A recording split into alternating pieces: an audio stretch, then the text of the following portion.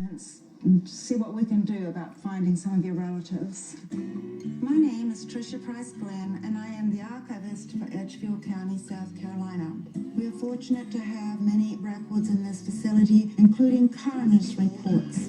These are particularly fascinating because they tell a side of a slave life that is not often found anywhere else. We have an incredible number of documents that are called inventories. We can get the lists of the slaves they owned and how much they cost, and what they were appraised for, what they were sold for.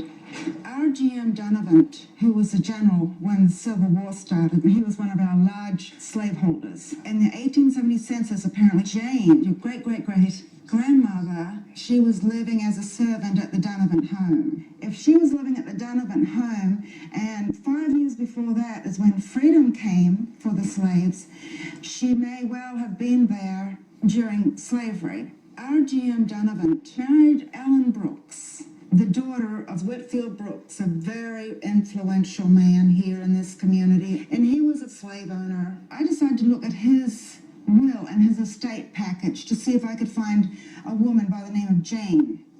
And I might have. I hope I have. I think, this is Whitfield Brooks' actual will. It starts here. I give and bequeath the following 25 slaves to Ellen Brooks, his daughter. The names are George, Betsy, Moses, Phil, Clarissa, Charlotte, Adrienne, and her 4 children, Charlotte, Josephine, Jane, and Georgiana. I think I found her. That's wow, this is getting far now, because Adrienne is your great-great-great-great-grandmother. The fact that we can pinpoint a home where my great-great-great-grandmother, Jane Jenkins, and her mother, Adrienne, lived and worked as slaves for R.G.M. Donovan, it's incredible to me. So really, you're fortunate because a lot of African Americans cannot go back beyond the 1870 census because it's difficult not knowing what their name is. The fact that this is here is pretty much proof that you've found your 3 great-grandma. Mm-hmm. I was trying to figure out more about Will.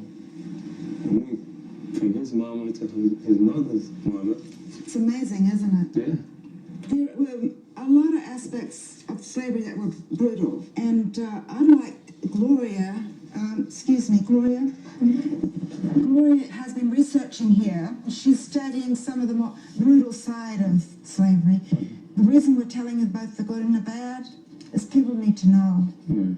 So, would you like to take them through the vault and show them? Yes, I will.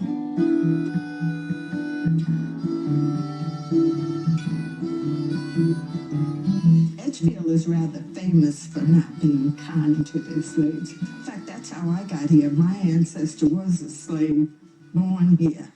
These are coroner's reports. This one in particular is pretty brutal.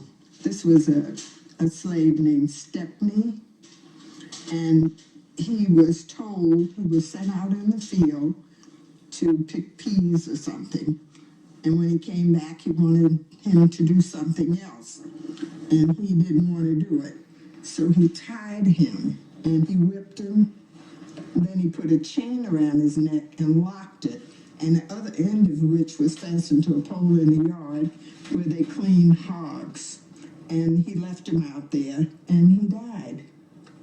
And they brought him to court and accused him of killing his slave because it was against the law, to treat them that way. But he was acquitted.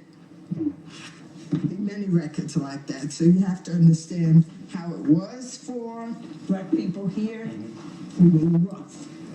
What else do you want to know? Wow, man, I already exceeded my expectations. Yeah, you know a lot. Did you expect to get back this far? I didn't expect to go this far. To be honest, I just expected more information about their dad. About Will? Yeah. What did he look like? Do you think he looked like He Will? said some other things.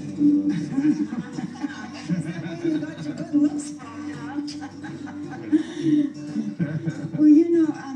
Miss Jackson, would you like to see the Donovan place? It's really close by, and I have access to it. Sure. And I'd love to show you around.